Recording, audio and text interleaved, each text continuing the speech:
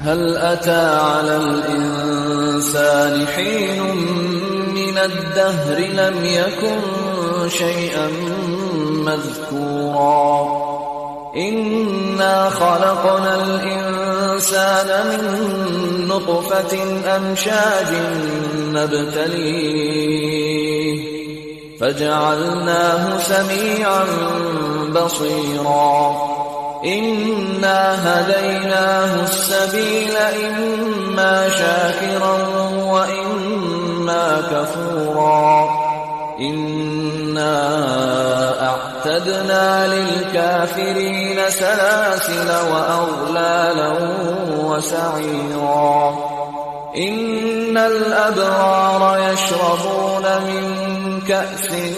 كان مزاجها كافورا عينا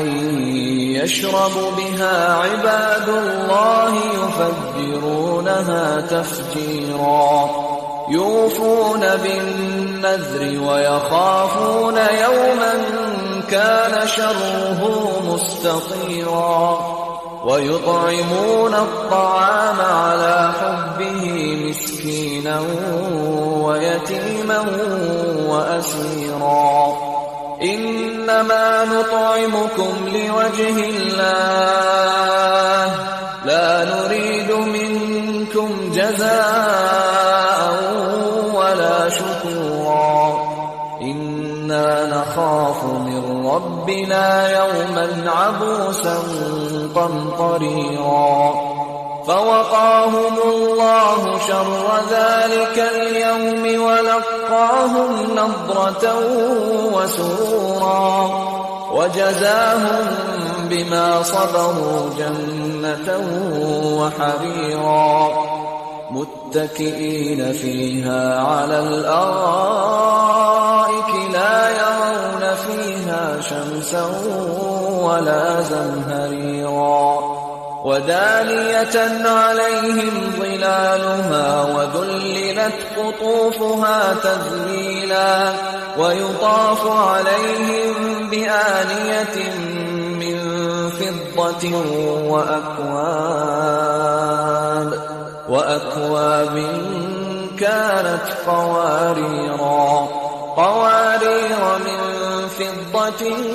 قدروها تقديرا ويسقون فيها كأسا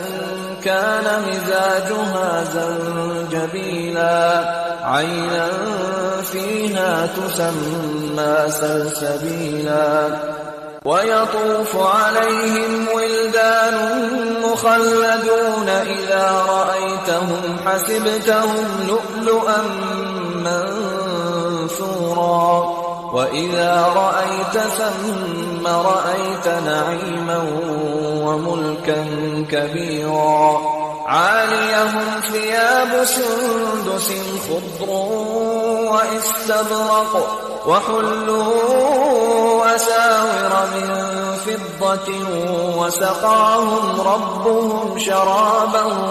طهورا إن هذا كان لكم جزاء وكان سعيكم مشكورا إنا نحن نزلنا عليك القرآن تنزيلا فاصبر لحكم ربك ولا تطع منهم آثما أو كفورا واذكر اسم ربك بكرة وأصيلا ومن الليل فاسجد له وسبحه ليلا طويلا إن هؤلاء يحبون العاجلة ويذرون وراءهم يوما ثقيلا نحن خلقناهم وشددنا أسرهم وإذا شئنا بدلنا أمثالهم تبديلا إن هذه تذكرة فمن شاء اتخذ إلى ربه سبيلا وما تشاءون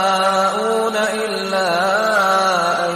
يشاء الله إن الله الله كان عليما حكيما يدخل من يشاء في رحمته